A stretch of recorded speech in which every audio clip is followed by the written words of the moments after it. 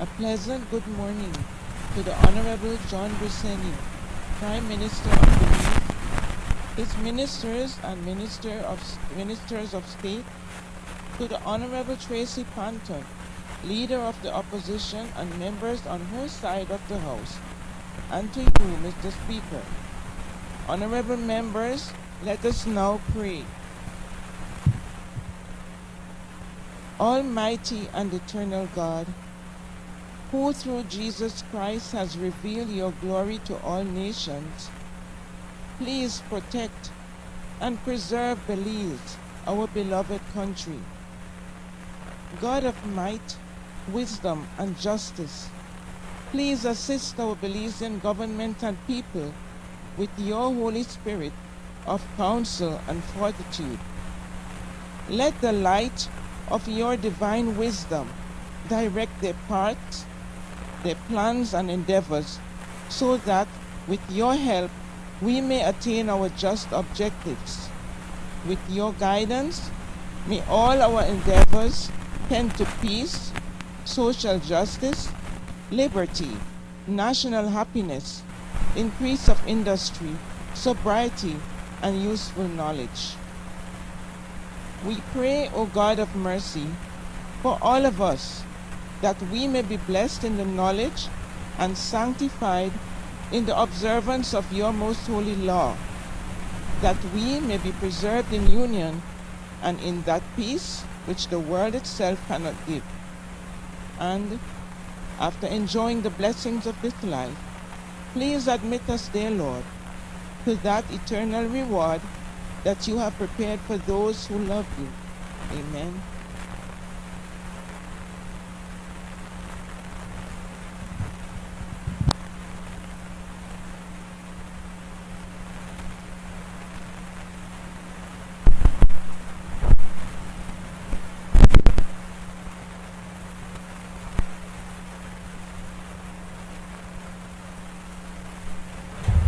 Announcement by the Speaker.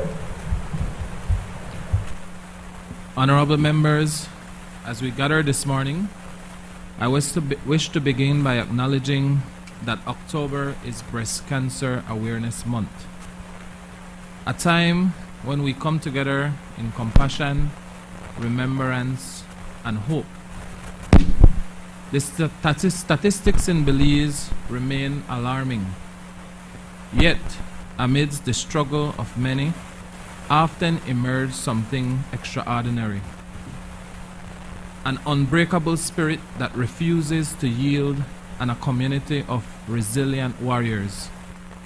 Today we celebrate that spirit in one of our own, the Honorable Valerie Woods, Speaker of the House of Representatives.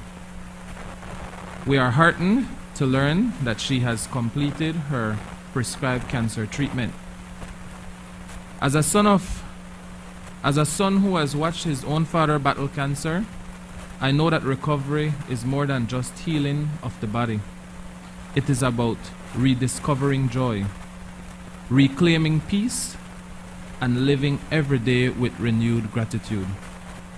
So today, on behalf of this honorable house, we celebrate Speaker Woods' milestone and all those who are on their cancer journey, who have survived.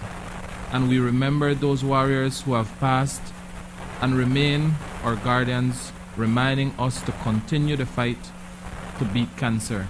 Thank you.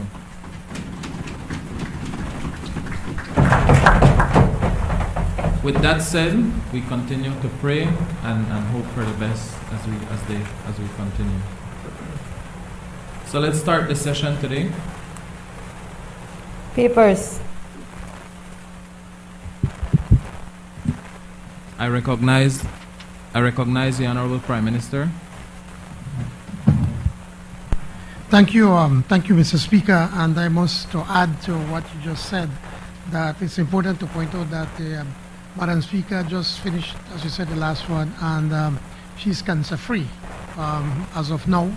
What she does recognize is a continuous battle, constantly checking and medicine pills that she has to take. So our prayers are with her and her family and everybody that's having from fighting this dreaded disease of cancer. I must also add that my mother unfortunately lost that battle when we found out that she had cancer. She was already at stage 4. And despite the fact that she took, I think, about 6 chemo sessions in Merida, she seemed to be doing well, and then just came back one day, and that day, 24 hours later, she passed away. So in her memory and the memory of so many other loved ones, we need to continue to keep this awareness and this battle, a battle that I believe that with time we'll be able to conquer. That said, Mr. Speaker, I rise to present and lay on the table sessional papers HR 27-114, the 23rd annual report from the Contractor General for the period April 1st, 2024 to March 31st, 2025. Number HR 27A-114, the Development Finance Corporation's annual report for the year 2024.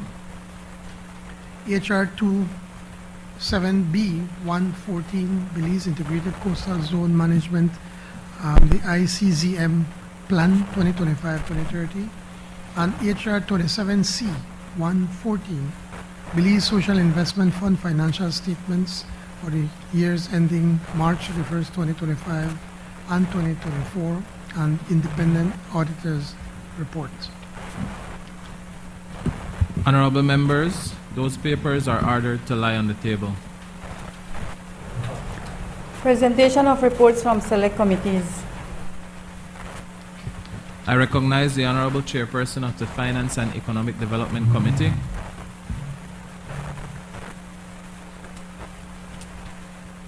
Good morning, Mr. Speaker. Mr. Speaker, I rise to present and lay on the table sessional papers number HR 28/1/14, report from the Finance and Economic Development Committee on the Taiwan International Cooperation and Development Fund program to improve the labor force participation and employability in Belize, US $7 million loan motion 2025, and number HR 29/1/14, report from the Finance and Economic Development Committee on the Inter-American Development Bank program to improve the labor force participation and employability in Belize, US $7 million loan motion 2025. Thank you. Honorable members, those papers are ordered to lie on the table. I recognize the Honorable Minister of Public Service, Governance and Disaster Risk Management. Morning, Mr. Speaker. Mr. Speaker, I rise to present and lay on the table sessional paper number HR 29A/1/14, report from the Constitution and Foreign Affairs Committee on the Civil Registry and Vital Statistics Bill 2025. Honorable members, that paper is ordered to lie on the table. I recognize the Honorable Chairperson of the Ombudsman Reports Committee.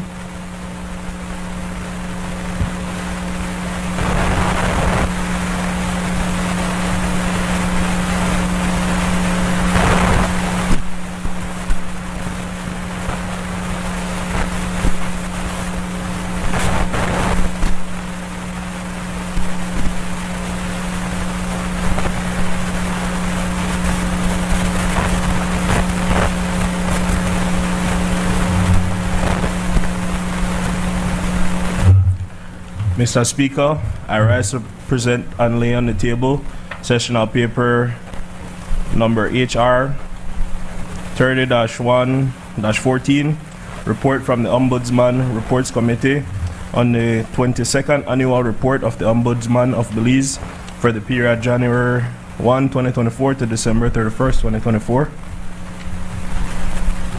Honorable members, that report is ordered to lie on the table. Statement by ministers. I recognize the Honorable Minister of Foreign Affairs, Foreign Trade, Culture and Immigration. Thank you very much, Mr. Speaker. Mr. Speaker, I rise to make a statement on two issues of national importance. on which the Ministry of Foreign Affairs and Foreign Trade has been engaged. One is the full free movement of CARICOM nationals, and the other is an agreement between the government of Belize and the government of the United States of America for cooperation regarding the examination of protection requests, more commonly referred to as the Safe Third Country Agreement. On October 1st, 2025, Mr. Speaker, Belize joined Barbados, Dominica, St. Vincent, and the Grenadines in the commencement of full free movement of CARICOM nationals, a landmark achievement in deepening regional integration under the CARICOM single market and economy. This is integration in action. The CSME was established in 2001, and this achievement reflects 24 years of coordinated effort and planning. This milestone reflects the shared commitment of these participating member states to advance the full realization of the free movement of people within the CSME. It is a tangible demonstration of our collective resolve to strengthen regional cooperation, expand economic opportunity, and promote the mobility of our Caribbean people. The transition to full free movement goes beyond the previous limitations of movement by skill category. Citizens of these 4 countries can now live, work, and move freely without a work permit, without a skills certificate, and without restriction based on occupation. Belize has prepared carefully for this transition, adopting an administrative approach from commencement to ensure a smooth and secure rollout. This includes a monitoring phase to assess implementation and identify operational gaps, cabinet approval, and submission of a finalized bill to Parliament to formalize this arrangement in law, which is forthcoming. Implementation systems in place include a new indefinite stay stamp, which is in use at all ports of entry, affirming the rights of nationals from these participating member states to live and work in Belize. After registration with Social Security, nationals will be able to facilitate access to essential services such as education, healthcare, and social security. Security and health safeguards remain fully intact. Oversight measures ensure that individuals who pose a threat to public safety or who may become a burden on the state may be refused entry or removed in accordance with established procedures. In support of financial inclusion, the Central Bank of Belize has issued guidance to domestic banks to ensure that CARICOM nationals, their spouses, and dependents can access financial services once they have received their indefinite stay stamp. Public information materials have also been disseminated through the government press office and social media platforms, while a CARICOM complaints mechanism is operational at all ports of entry to safeguard the rights of CARICOM nationals. This new phase of regional mobility builds on the foundation laid by the CARICOM free movement of skills regime, which for many years facilitated the movement of professionals in response to labor market demand. It also aligns with new regional initiatives, including an updated CARICOM labor market information system developed with support from the International Labour Organization, and the CARICOM labor and migration policy grounded in data from the Regional Labor and Migration Study. Evidence from other integration blocs, such as the European Union, shows that full free movement does not lead to mass migration, but instead promotes balanced mobility and economic growth. In the EU, only about 2% of citizens live in another member state. With 1 to 1.5 million people moving annually, within a population of 448 million. Similarly, CARICOM, with a population of approximately 16 million, recorded just 15,000 intra-regional movements between 2007 and 2018, less than 1% under the skills and establishment regimes. In fact, within the first week of implementing full free movement, only 7 Barbadian nationals arrived, 2 for tourism and 5 for business purposes, none of them planning to live in Belize.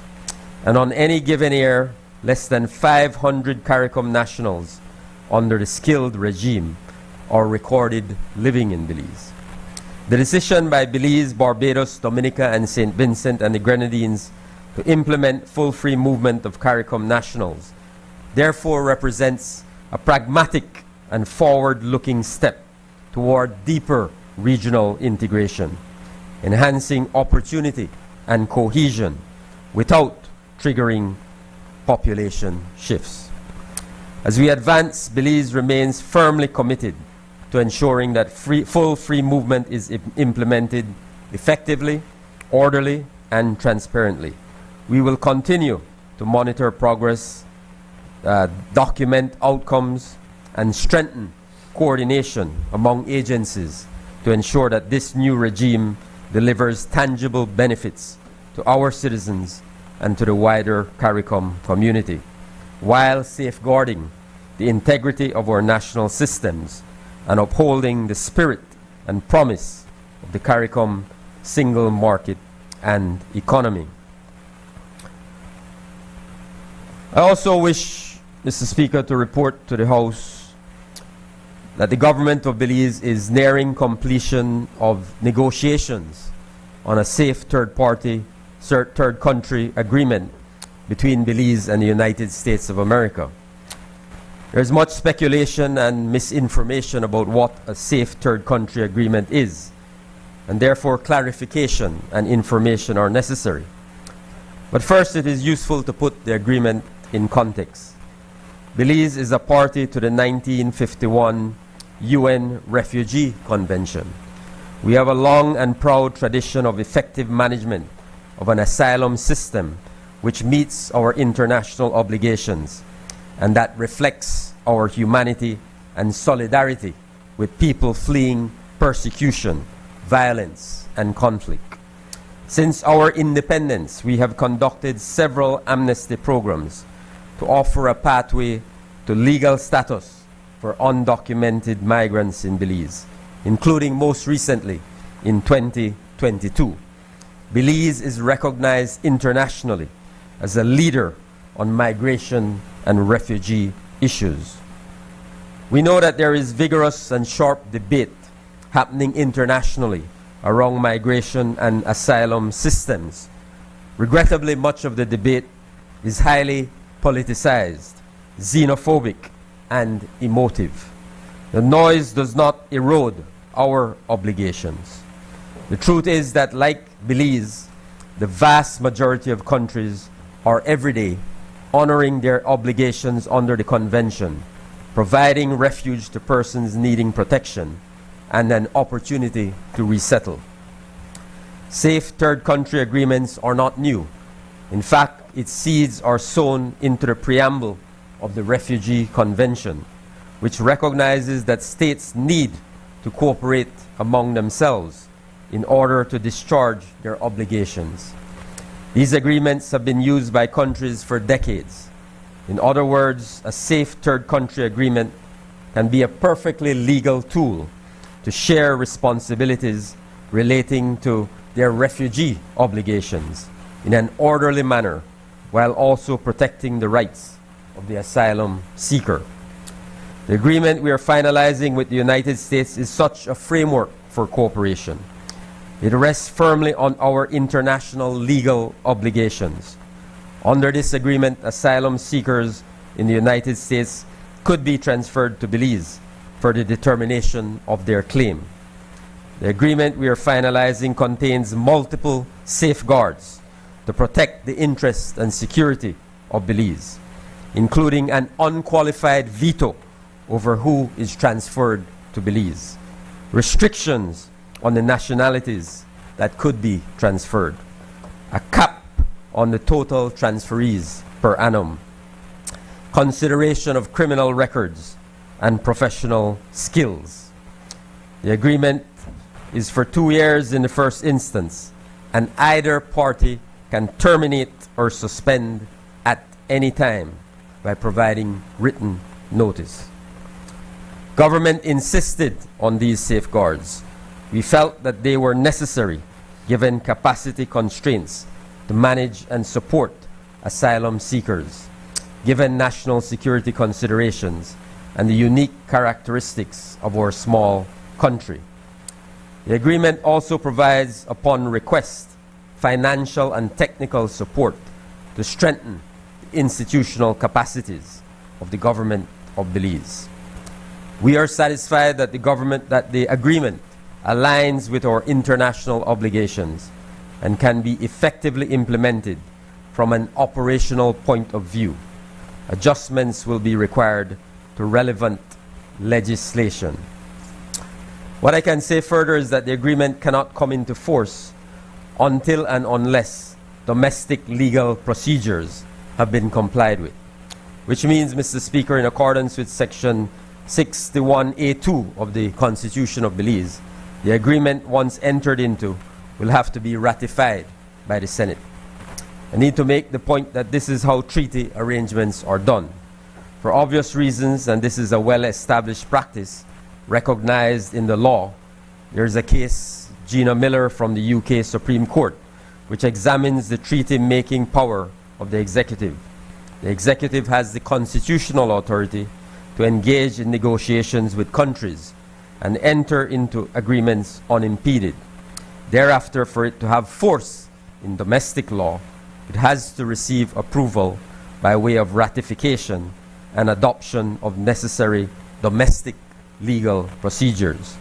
This is where the Senate and this Honorable House will play our part moving forward.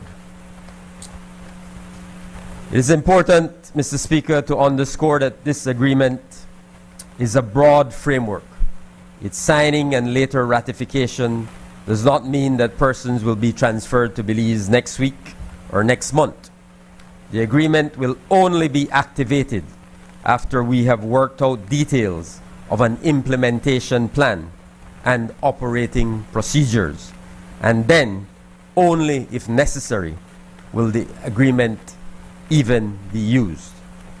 The agreement reflects Belize's commitment to international law, its will to cooperate with other countries like the United States of America, our largest trading partner, our largest market for tourism, our very strong ally in the fight against transnational crime, the largest population of our Belizean diaspora.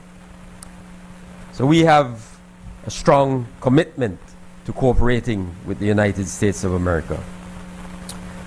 We also have, of course, a commitment to protection of people in fear of persecution and the values and humanity of Belize. I thank you, Mr. Speaker.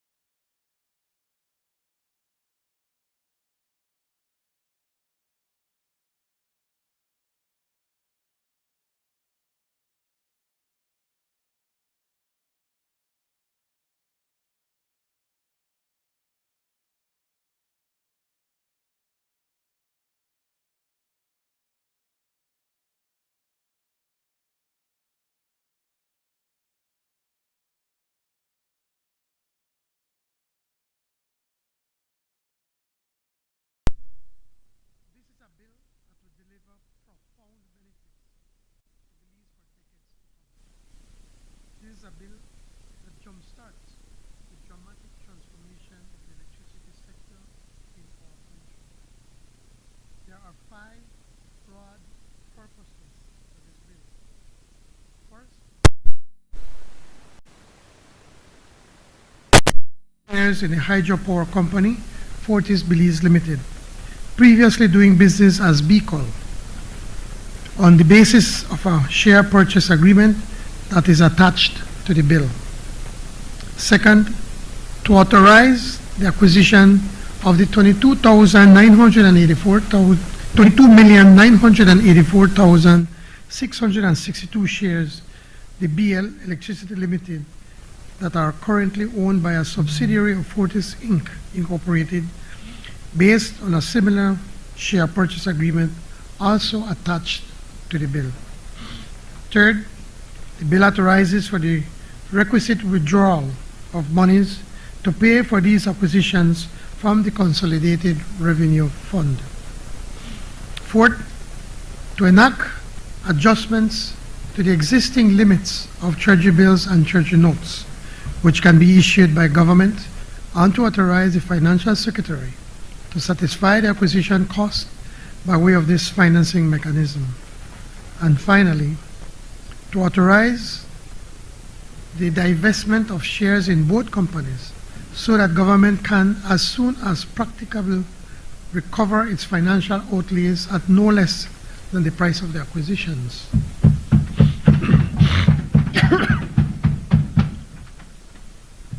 With your permission, and since we ask the House's indulgence in taking the bill through all stages today, I will address the substantive purposes of this bill, its background, and the historic implications for all Belizeans now at this first reading, so that the debate at second reading can be better informed and focused.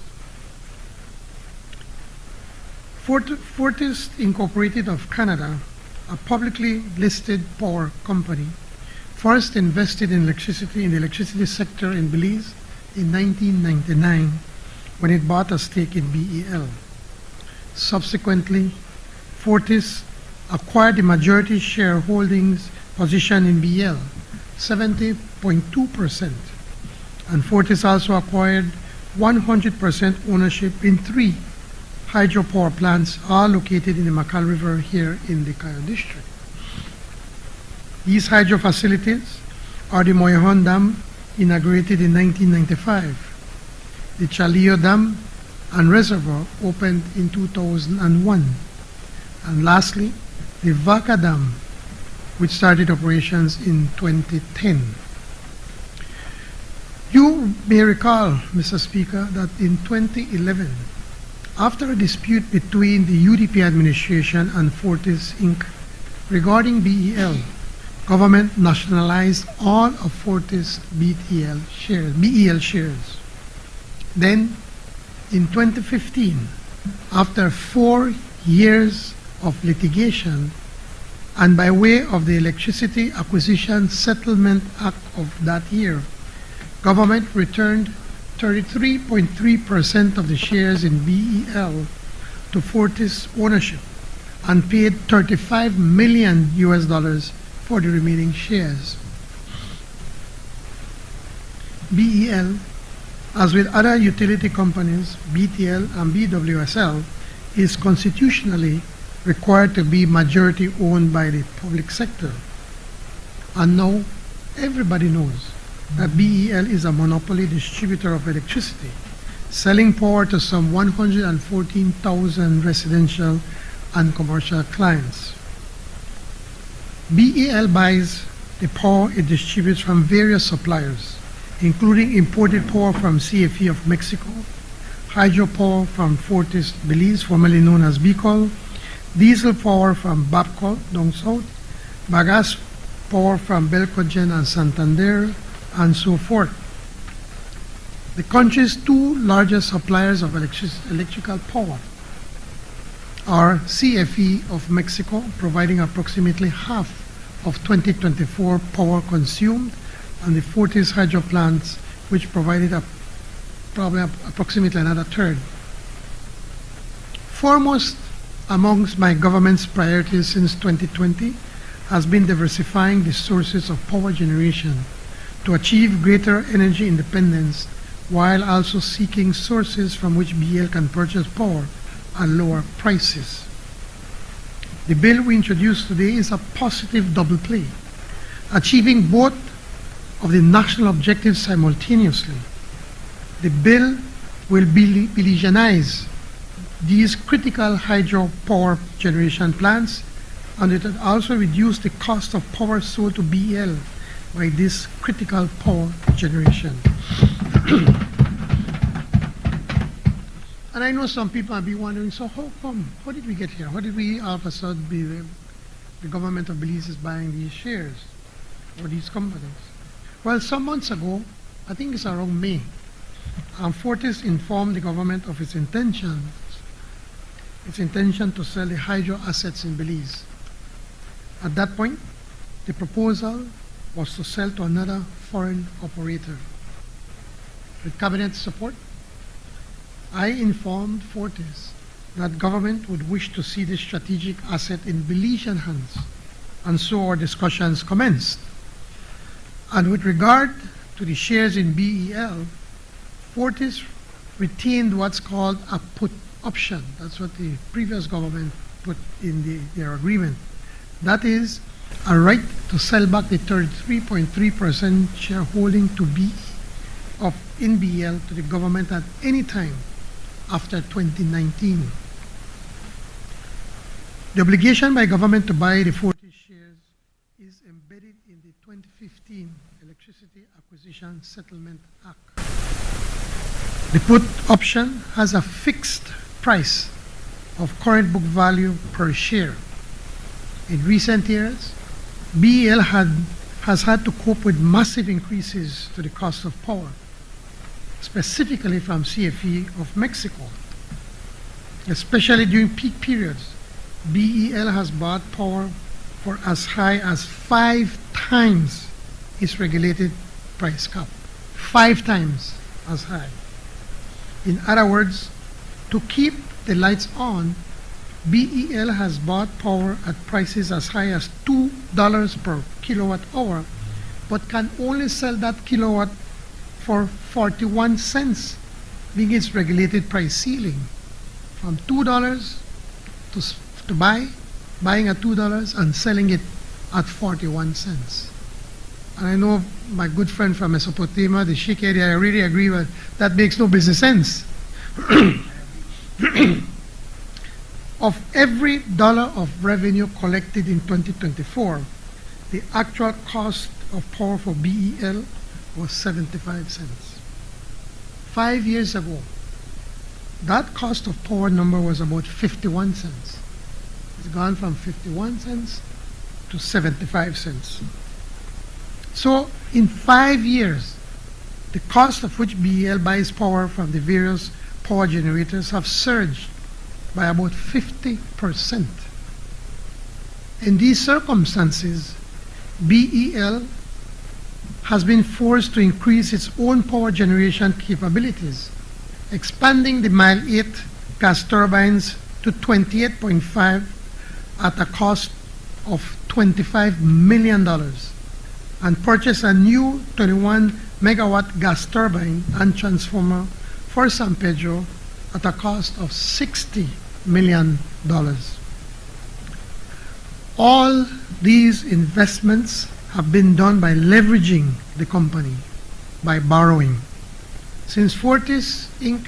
has refused any further contributions or investments in the company. Now, to give a little bit of explanation in companies, Mr. Speaker and colleagues, whenever the company needs new capital, all the shareholders are required to put in their portion. So let's say if it's 100 and you own 50, you're required to put in 50. And if you own 1, you're required to put 1. And so Fortis, with 33.3%, was required to put, under normal circumstances, their portion, which would be 33.3%. But in the settlement agreement with BEL, Fortis was excused from putting in further investments in the company. So whenever there was a shortage of cash in BL, BL could never make a call on its owners or its investors because Fortis have said they're not going to put any more money in BL. So in many instances, the government of Belize have had to lend money to BEL. And because it is not fully owned by government, then the government said, well, why are we going to be bailing out Fortis in this instance, that lending them free money? So we have been charging some interest on these loans to BL so that they can be able to pay their bills.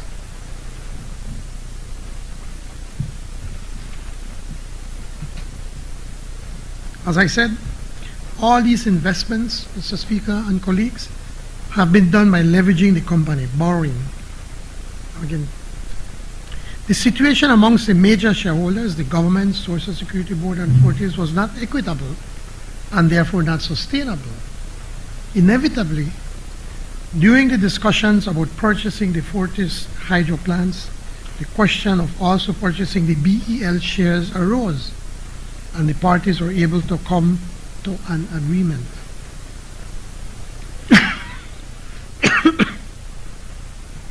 Government hired an independent assessor, NERA Consulting, to prepare an estimate of the value of the hydro assets. The independent valuation, Madam Leader of the Opposition, you're asking, the independent valuation with access to both historical data and projections of the company, as well as global comparisons, set a figure of $122 million US. Of course, Fortis was asking for a higher price. The final net purchase price is $110 million US, which is approximately 6 times the 2024 net profits. So if you were to take the profits of 2024 and multiply it by 6 times, it would pay off that debt. In the case of BEL shares, the book value for the 40 shares at the close of 2024 was $62,611,826 million US, or $125,223,652 million Belize dollars. That's a price. That's a per share price of $5.45 Belize dollars. The final negotiated purchase price is $18 million US, or 36 million Belize dollars, a share price of $1.56. From $5.44 to $1.56. So government's final purchase price taken together represents a discount of over 30% compared to the NERA valuation and the book value of Fortis Belize and BEL shares respectively. The discount compared to the aggregate prices sought by Fortis is somewhat higher. But it's not necessary to divulge these details given that we had a cooperative spirit with Fortis during the negotiations. I believe that the sizable discount compared to the independent valuation price and compared to the book value respectively is sufficient evidence that the parameters of these acquisitions are extremely positive for Belize.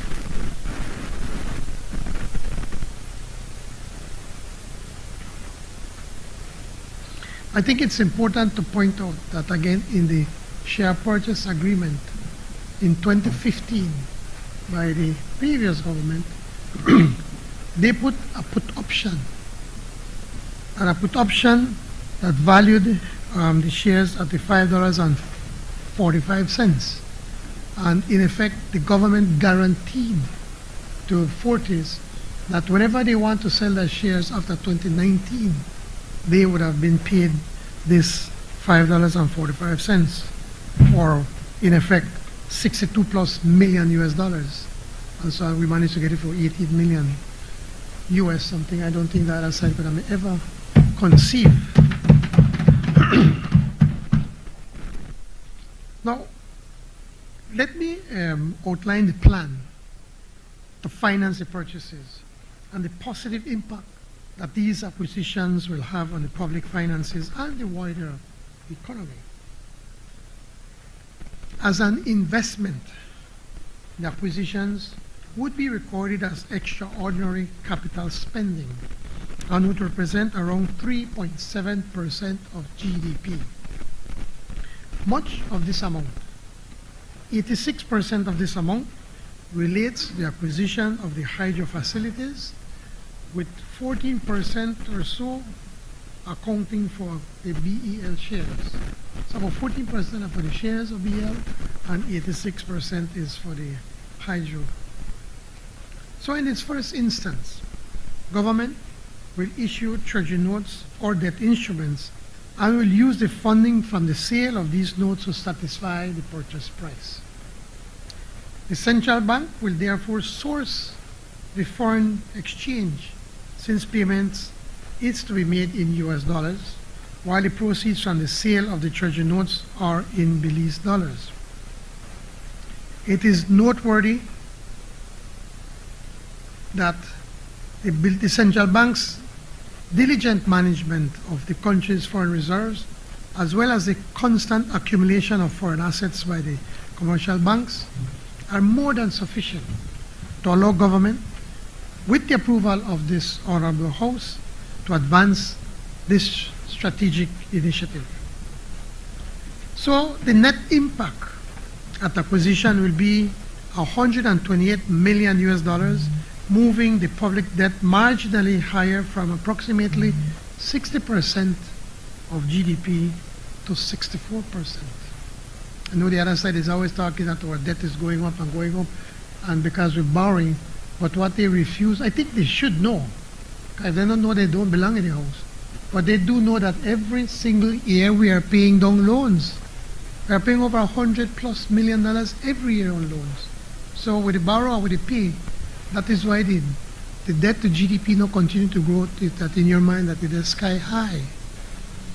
So with the acquisition of these shares, the debt to GDP will go up about between 3 and 4%. I should underscore that this temporary increase in the public debt is an increase in the domestic debt stock only. We're not borrowing from abroad. We're not borrowing from private banks. We borrow from our own local resources here in Belize. Moving forward, government will seek to divest these shares in the hydro. The instance of the hydropower company at a par. So we're not going to lose the money, we're just going to get back with money. And in the instance of BEL, at a margin that allows a gain for government. So the domestic public debt moves marginally, but temporarily, for purposes of a strategic national investment. The structure of the electricity sector will remain one where power generation is provided wherever possible by the private sector, while power transmission and distribution is the exclusive domain of Belize Electricity Limited, both spaces regulated by the Public Utilities Commission. Divesting the hydro assets is therefore consistent with this structure. Ideally, government would wish to see that the Social Security Investment Fund, as an anchor stakeholder in the new hydro company, given the stable long-term projected returns of the hydropower investments. In the case of the Moyehon, Chalillo, and Vaca facilities, there is a decades-long record of successful operation with power supply contracts with BEL, extending all the way to 2060. Other domestic institutional investors have already expressed an interest, such as the Holy Redeemer Credit Union, and other credit unions, and several of the insurance companies, and probably even the banks. Divesting the hydro company shares to recoup government's acquisition outlay will be near-term. It will be a near-term initiative. On the other hand, the BEL shares may require some time before reselling, perhaps to a strategic investor, given the recovery curve upon which BEL is currently embarked, principally due to the elevated cost of power from CFE.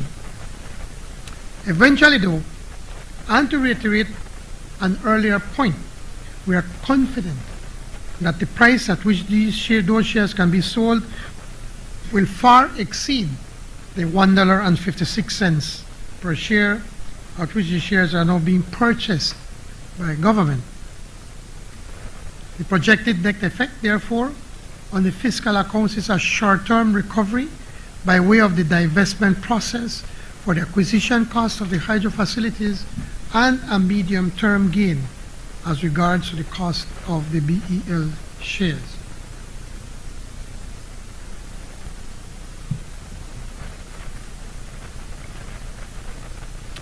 The impact on the broader economy will be even more beneficial, Mr. Speaker. First and foremost, the hydro plants, powered by Belizean waters, is returning to Belizean ownership so that Belizean shareholders will benefit on its electrical power and the profits it generates. From the standpoint of energy security, the standpoint of national security, the standpoint of having local control over the electrical power necessary for our livelihoods and our economy, these acquisitions, and in particular the hydropower plant acquisition, is a monumental gain for Belize and Belizeans. It should be emphasized that the new Hydro Belize, that's the name we're going to do from Fortis, we're going to name it Hydro Belize, will benefit from the outstanding Belizean management and staff that Fortis has recruited and nurtured during their ownership. The staff is exclusively Belizean, as I understand it, and so we herald that accomplishment and trumpet the continuity that this allows. I also want to inform this Honorable House, Mr. Speaker, and to the wider public that the interim chairman for Hydro Belize will be Ambassador Lin Yong. Lin Yong, a man of sterling reputation, an engineer, a man trained in business. He was the CEO for BEL, the CEO for Fortis Belize, the hydro, a man that has the wherewithal, the capacity, the experience, the know-it-all to be able to continue to ensure that this company is managed well for the interests of all Belizeans and all its investors.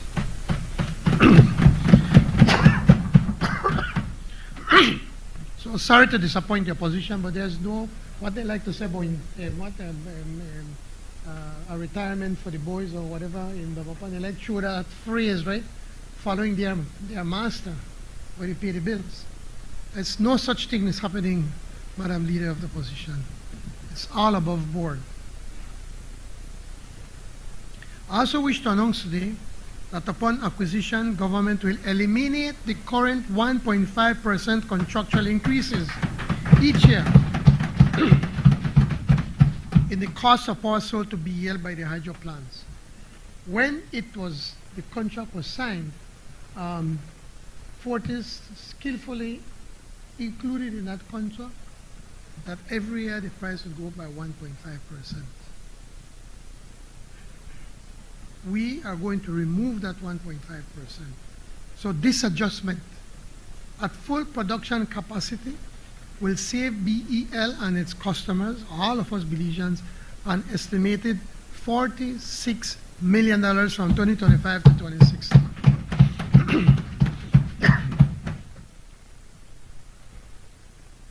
Again, that's something that I said I will never conceive, I will never think about. This is the only contractual obligation that will be altered so that potential investors can be assured that all other aspects of the various agreements between government, the hydro companies, and BEL will remain firmly in place. Another important benefit of these acquisitions is that going forward, profits and dividends from the hydro plants and from BEL shares will remain in Belize, expanding the pool of resources available for savings and investments. In just the last 7 years, over $300 million have been repatriated in dividends proceeds. $300 million channeled out of the economy between these two investments. Furthermore, the Central Bank of Belize and commercial banks will no longer have to divert their foreign exchange receipts to satisfy this repatriation of profits and dividends out of the country. This new alignment will allow the foreign asset position to expand, further strengthening the Belize dollar and our fixed exchange peg. As a collateral benefit, actors such as the Social Security Board, the credit unions, the commercial bank, and institutional and individual investors will gain an investment source with stable, long-term results. I would like to take the opportunity to appeal to Belizeans, that this is a good investment, it's a safe investment, and advise you all to invest. At the bank you get 1 and 2%. This is estimated that you could get anywhere between 12 and 14% a rate of return every year. So I want to appeal to Belizeans, this is a historic moment where you can be also part owner. So I know a member from Mesopotamia will investor, right? Exactly.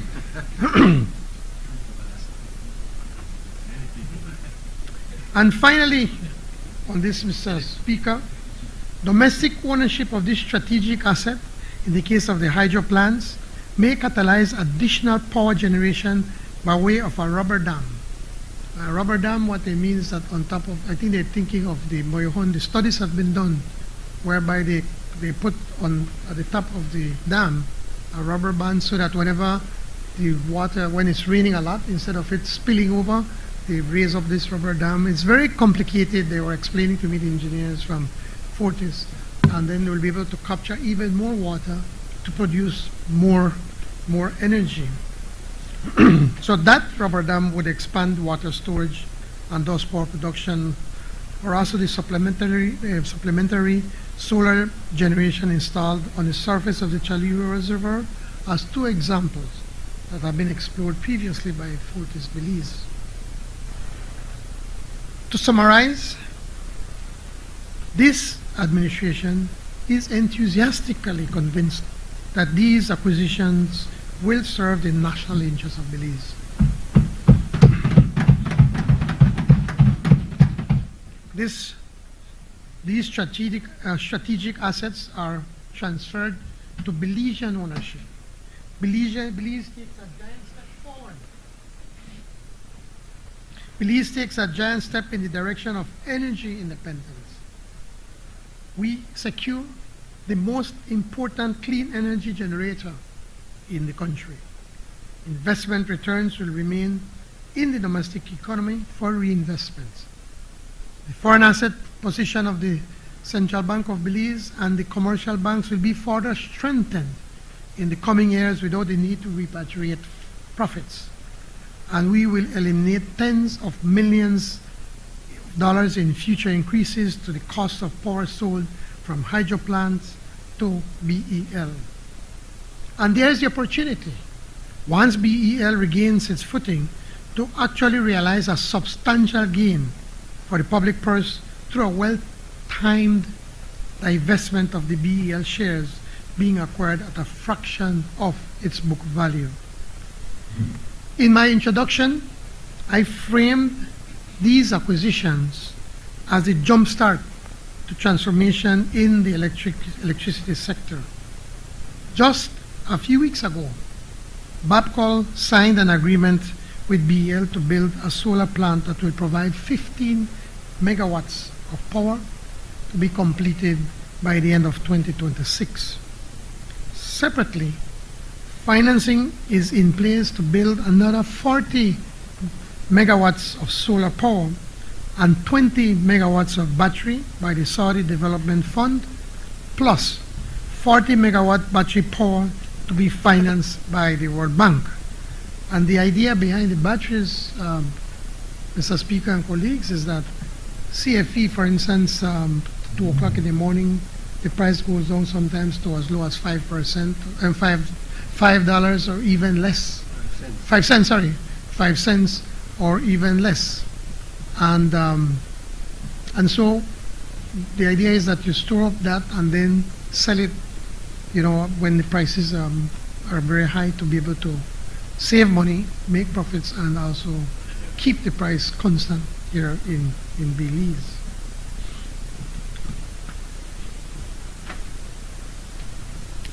Separately, financing is in place to build out another, and government is in discussions with a leading global energy firm to build and operate an LNG terminal with a significant LNG power plant, both of which could position Belize as an energy hub and an electrical power exporter to Central America or Mexico, reversing the current dependence on imported power. This is the soaring vision of Plan Belize 2.0.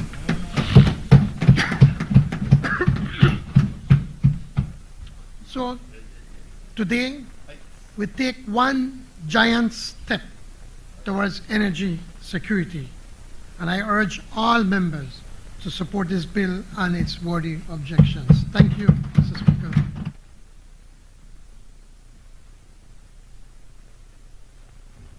Honorable members, that bill is referred to the Finance and Economic Development Committee for examination, consideration, and report.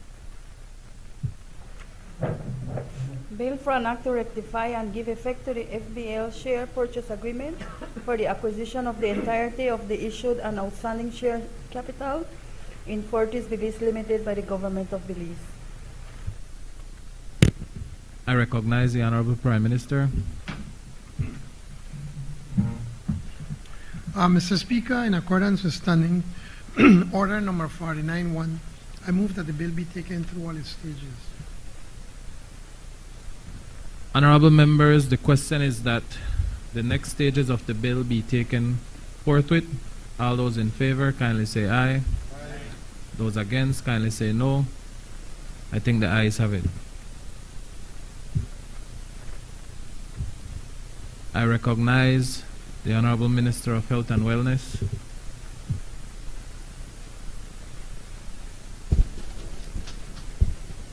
Thank you, Mr. Speaker.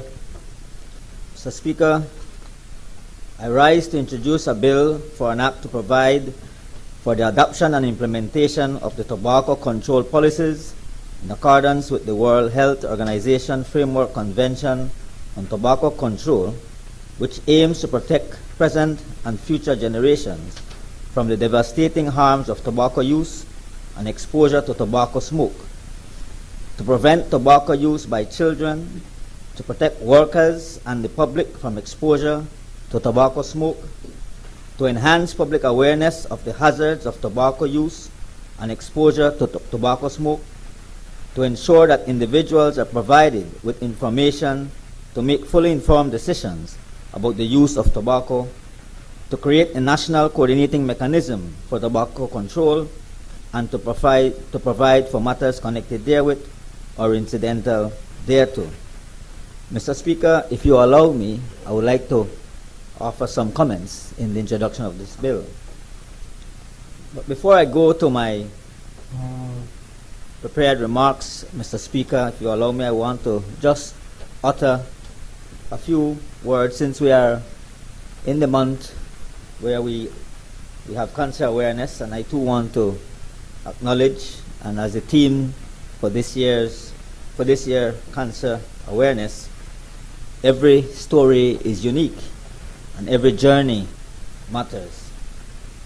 And during our Cancer Awareness Month, we pause to recognize the strength, courage, and resilience of those who face cancer every single day. Behind every diagnosis is a person, a parent, a child, a loved one. Each journey is different, some filled with hope and recovery, others with determination and grace.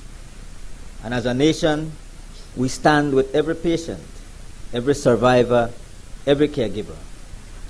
We honor their stories, we honor and support their fight, and we commit to raising awareness so that more lives can be saved through early detection.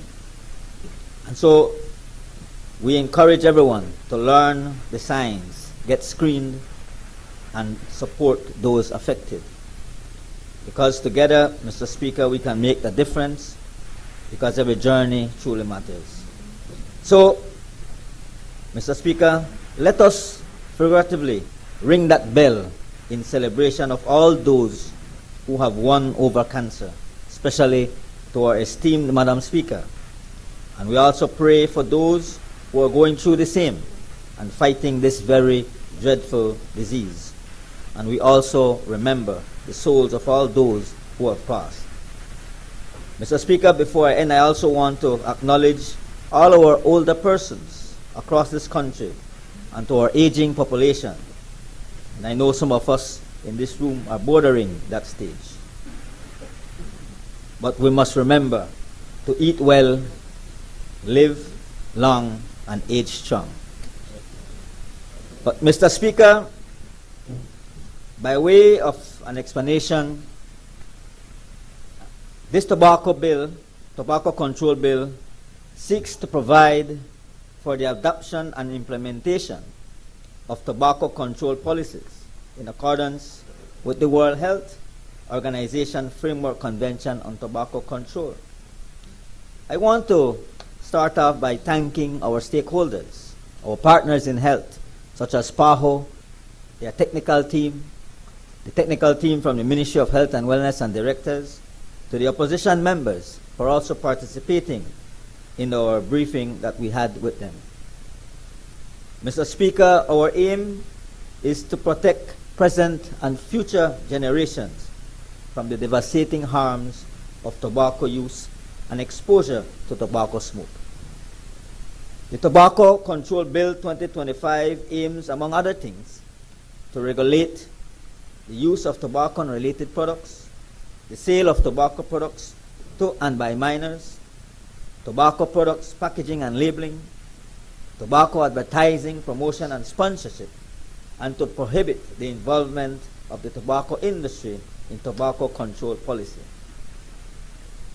Mr. Speaker, tobacco is no conventional product.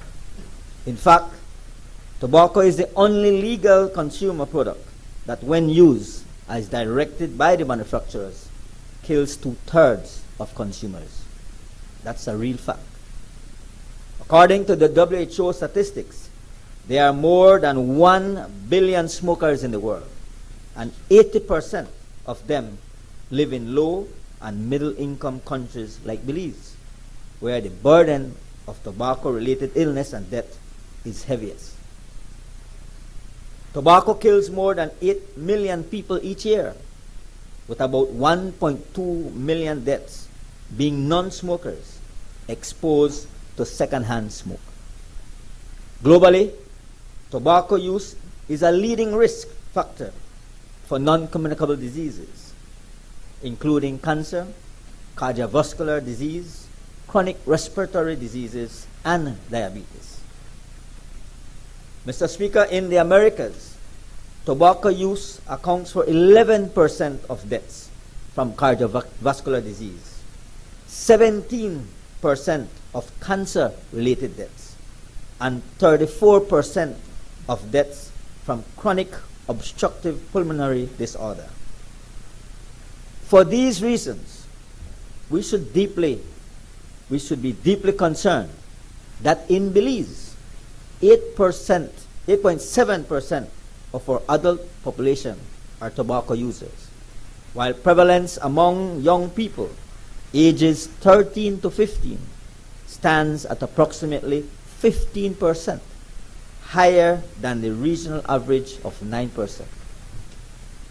Now, in 2025, Mr. Speaker, we must contend not only with traditionally known tobacco products like cigarettes, but with the emergence of new nicotine products, particularly e-cigarettes, which are a growing concern with over 100 million global users, including at least 15 million adolescents. The prevalence of e-cigarettes use among our 13 to 15-year-old Belizean youth was last estimated to be an astounding 12%. We must act with urgency to save our youth. Mr. Speaker, colleagues, as lawmakers, we must understand that the tobacco epidemic is completely preventable with the implementation of effective legislation, policies, and programs. And today, the power of prevention starts with what we do. Let us approach this process with a sense of duty to our people, especially our children and young people, that we choose the health of our nation, our nation's children, over the profits of the tobacco industry. Together, let us proceed with wisdom and vigilance. Many nations that sought to regulate tobacco products met great resistance from the tobacco industry. Their experience was that tobacco manufacturers routinely engaged in tactics to thwart the legislative process. Mr. Speaker and colleagues, the interests of the tobacco industry are diametrically opposed to the interests of public health. This is why we must act with resolve, clear in the conviction that we are doing right by all our people. Let us take this decisive step together to pass the Tobacco Control Bill. Mr. Speaker, this bill has the recommendation of the Cabinet. I thank you.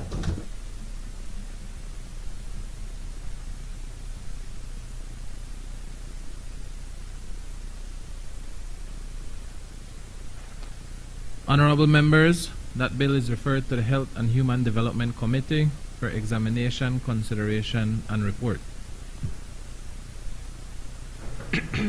Bill for an act to provide for the adoption and implementation of the tobacco control policies in accordance with the World Health Organization Framework Convention on Tobacco Control. I recognize the Honorable Prime Minister.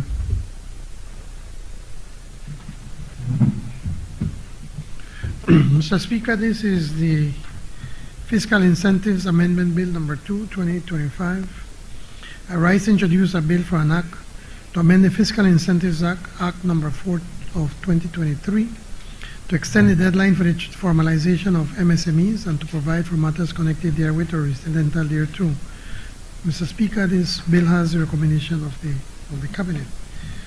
Just as for a little bit of background, Mr. Speaker, you know that our government has been doing a lot of work with the MSMEs and trying to work with them, provide training, even in some instances financing, grants, loans. And one of the important aspects of all this work that we're doing is we're trying to get them to start to move from the informal market economy into the formal economy.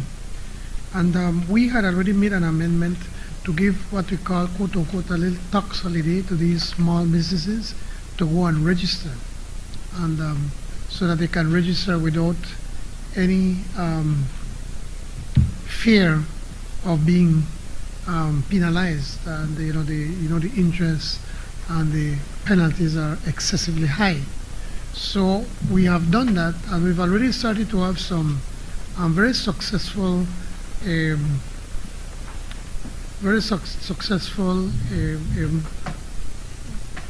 workshops or clinics, clinics, that's what that is, where we follow the land clinics, the framework land clinics. So we're having MSMEs clinics. We started in Corozal, and we've already had in Orange Walk, and we had a few hundred small businesses that have come in to register themselves. And what is amazing, Mr. Speaker and colleagues, is that the honourable member from Corozal North, from Corozal Bay, pointed out that the majority of them are women-driven businesses, and that's quite amazing. Now, we would not have enough time to be able to get all these businesses to be able to register, because many of them don't know the process. And so we were continuing these clinics. We want to do it all across the country. And so what we're doing is now to extend that quote-unquote holiday. Mr. Speaker, that was going to come to an end. I think it's either this month, November, or October or November. So we want to expand it to December 31st, 2025. Pretty much that's what we're attempting to do with this amendment. Thank you, Mr. Speaker. Honorable members, that bill is referred to the Finance and Economic Development Committee for examination, consideration, and report. Bill for an act to amend the Fiscal Incentives Act, Act number 4 of 2023. I recognize the Honorable Prime Minister. Mr. Speaker, as I said earlier, this holiday period comes to an end at the end of the month. It is because of that I'm urging the cooperation of both sides of the House, not for it to go through its all stages. So, in accordance with Standing Order number 49-1, I move that the bill be taken through all its stages forthwith. Honorable members, the question is that the next stages of the bill be taken forthwith. All those in favor kindly say aye. Aye. Those against kindly say no. I think the ayes have it. I recognize the Honorable Prime Minister. Mr. Speaker, this is the Integrated Coastal and Ocean Management Bill 2025.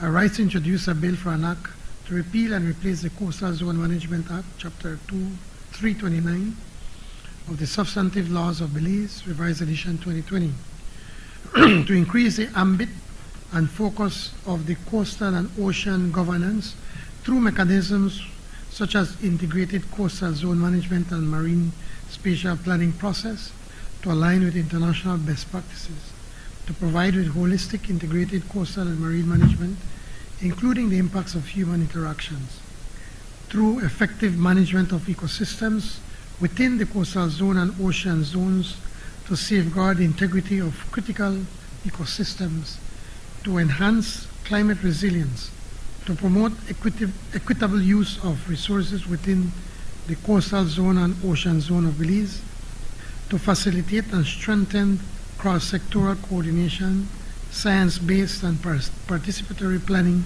for informed decision-making, and to provide for matters connected therewith or incidental to. So, Mr. Speaker, this is a straightforward amendment. And on the 4th of November 2021, the government of Belize and the Nature Conservancy finalized a debt conversion transaction and signed the Belize Blue Loan Agreement, which I will refer now as the BLA, and the Conservation Funding Agreement, which I will refer to as the CFA. Collectively, the BLA and CFA are known as the Belize Blue Bond. And as you know, the Blue Bond is attached or assigned to the Prime Minister's office. The BLA and the CFA are contingent on the delivery of 8 primary conservation targets and are an agreed payment schedule to be realized by the government of Belize by the 8th anniversary of the agreements. Clause 1 of the CFA outlines Belize's obligations to complete a legally enforceable Marine Spatial Plan, the MSP, and designate up to 30% of the ocean in biodiversity protection zones. Class 2 of the CFA outlines further obligations by Belize to deliver key conservation undertakings not directly achieved through the Marine Spatial Plan. As of the 4th November 2024, the government of Belize has successfully delivered on milestones 1, 2, 3, and 4, and is expected to deliver milestone 5 by the 4th November 2025. Milestone 5 of Class 2 of the CFA states, and I quote, "No later than 4 years after signing the agreement, the National Assembly shall approve and the government shall formally sign into law and gazette the revised Coastal Zone Management Act and the ICZM Plan, which the ICZM Plan shall include a chapter on marine and coastal biodiversity offsets." End of quote. Today, we lay before the House the updated National Integrated Coastal Zone Management Plan for Belize and the 9 Regional Coastal Zone Management Guidelines 2025-2030 as the overall guiding strategy by government for implementing decisions and actions that affect coastal management in Belize.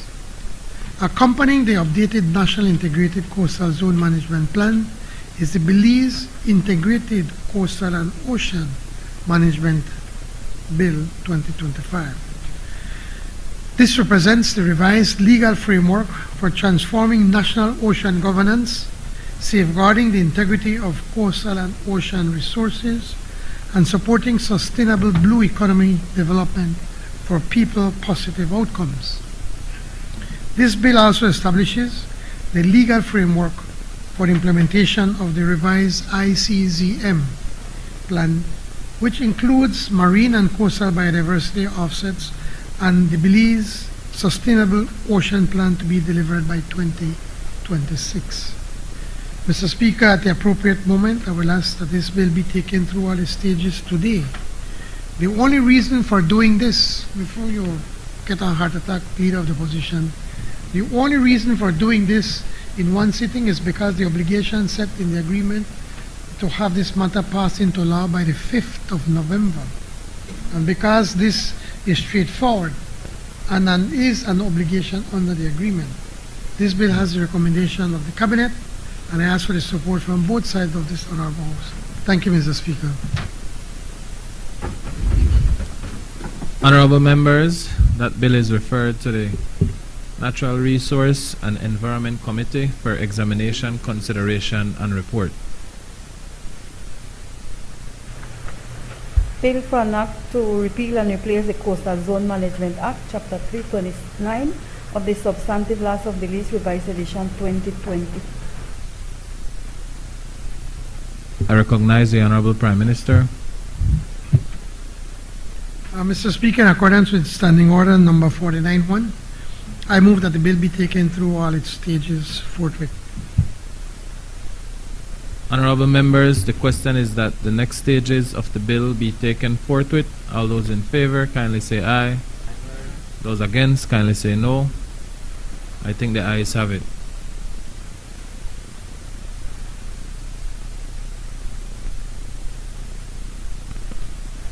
I recognize the Honorable Minister of Home Affairs and New Growth Industries. Thank you, Mr. Speaker. Mr. Speaker, this is the deoxyribonucleic acid Bill 2025. I rise to introduce a bill for an act to establish the National DNA Database to provide a framework for the operation of the National DNA Database in order to facilitate the collection and use of DNA samples in the investigation and prosecution of indictable offenses, to provide for the management, retention, and destruction of DNA samples and DNA profiles, to provide for the investigation of missing persons and unidentified deceased persons, to establish an oversight body, and to provide for matters connected therewith or incidental thereto. Mr. Speaker, by way of introductory remarks, just about 5 years ago, our administration committed to enhancing our country's criminal investigative capacity through reliance on technology and innovation, and in particular on forensic DNA analysis. The laws of Belize do not currently include any specific legislation to govern the collection and use of DNA samples in criminal investigation and in the identification of human remains, nor to govern the establishment and use of a national DNA database, which can be an extremely powerful crime-fighting tool. The introduction of a DNA bill is therefore very timely in order to establish a national DNA database and to facilitate the collection and use of DNA samples in the investigation and prosecution of criminal offenses and in the investigation of missing person cases and unidentified human remains.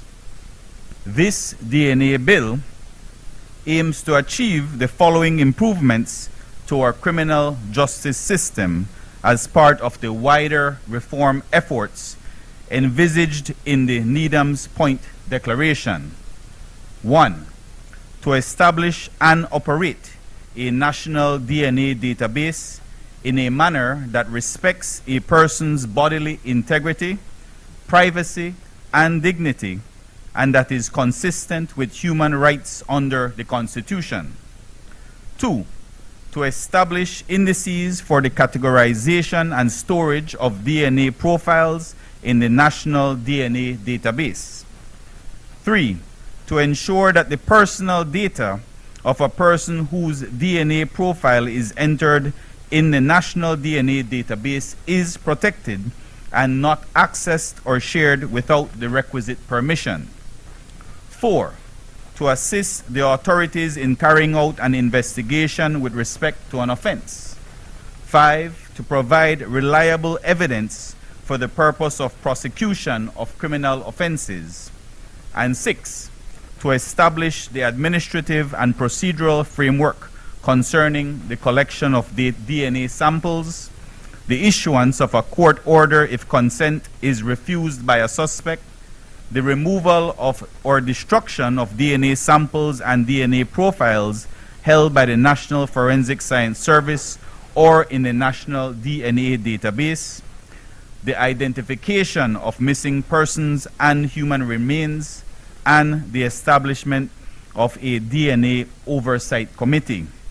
Mr. Speaker, this bill has undergone extensive review by local stakeholders for relevance and suitability to Belize's context.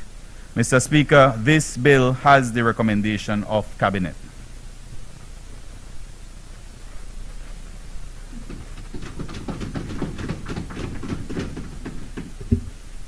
Honorable members, that bill is referred to the Constitution and Foreign Affairs Committee for examination, consideration, and report.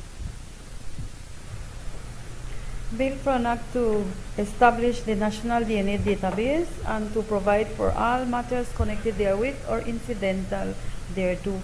Motions relating to the business or sittings of the House. I recognize the Honorable Prime Minister. Mr. Speaker, I move that at its rising, the House adjourn to a date to be fixed by the Speaker. Honorable members, the question is that the House, as it rising today, adjourn to the date be fixed by the Speaker. All those in favor, kindly say aye. Aye. Those against, kindly say no. I think the ayes have it. Public business, government business, motions. I recognize the Honorable Prime Minister. Thank you, Mr. Speaker. This is the Taiwan International Cooperation and Development Fund program to improve the labor force participation and employability in Belize, US $7 million loan motion 2025. With your permission not to repeat the recitals, I move now therefore be it resolved that this Honorable House, being satisfied that the loan proceeds will be utilized for the purpose stated above, approves and confirms that the Government of Belize may enter into a loan agreement with the International Cooperation and Development Fund, Taiwan ICDF, on the terms and conditions set out above, and further authorizes the Minister of Finance to execute and deliver the said loan agreement and all other documents and agreements connected therewith.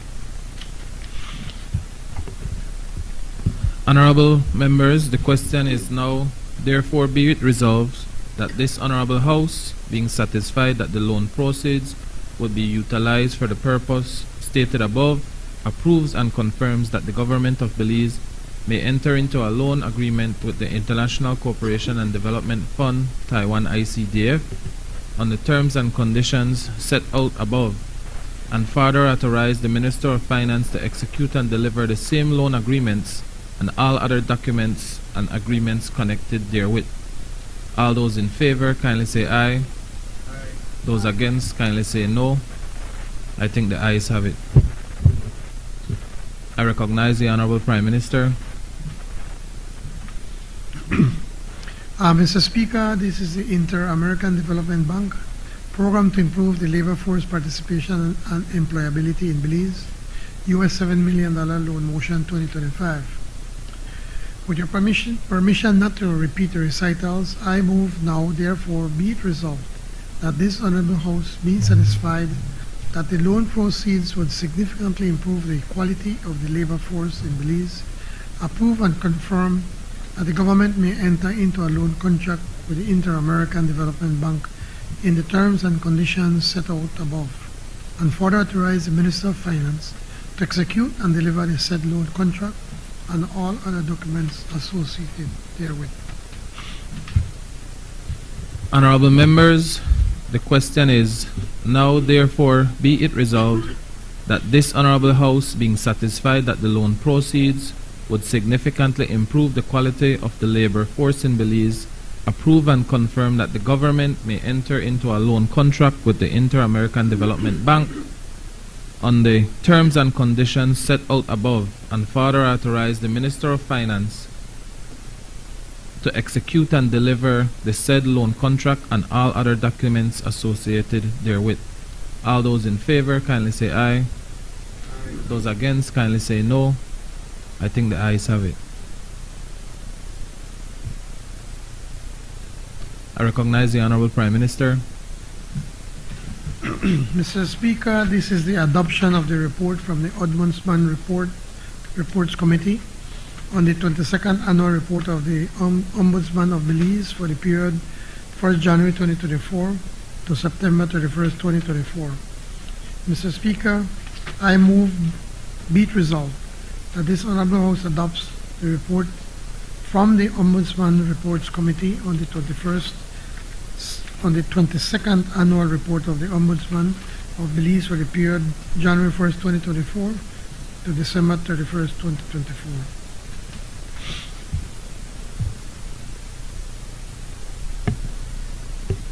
Honorable members, the question is be it resolved that this Honorable House adopts the report from the Ombudsman Report Committee on the 22nd annual report of the Ombudsman of Belize for the period January 1st, 2024 to December 31st, 2024. All those in favor, kindly say aye. Aye. Those against, kindly say no. I think the ayes have it. Announcement by the Speaker. Honorable members, it has been agreed that the following bills be passed this day: the Belize Electricity Investment Bill 2025, the Fiscal Investment Incentives Amendment Number 2, Bill 2025, and the Integrated Coastal and Ocean Management Bill 2025. As you are well aware, under Standing Order Number 74, all proposed legislation, messages, petitions, motions, and other matters relating to the subject mentioned under the title of each standing committee shall be referred to the House to such committee for examination, consideration, and report. To the House. The way for this to be done, other than by suspension and standing order, is for me to suspend the sitting to enable the Finance and Economic Development Committee and the Natural Resource and Environment Committee to examine, consider, and report to the House on the bills. All those in favor, kindly say aye. Aye. Those against, kindly say no. I think the ayes have it. The sitting is therefore suspended until the Finance and Economic Development Committee and the Natural Resource and Environment Committee have concluded their business.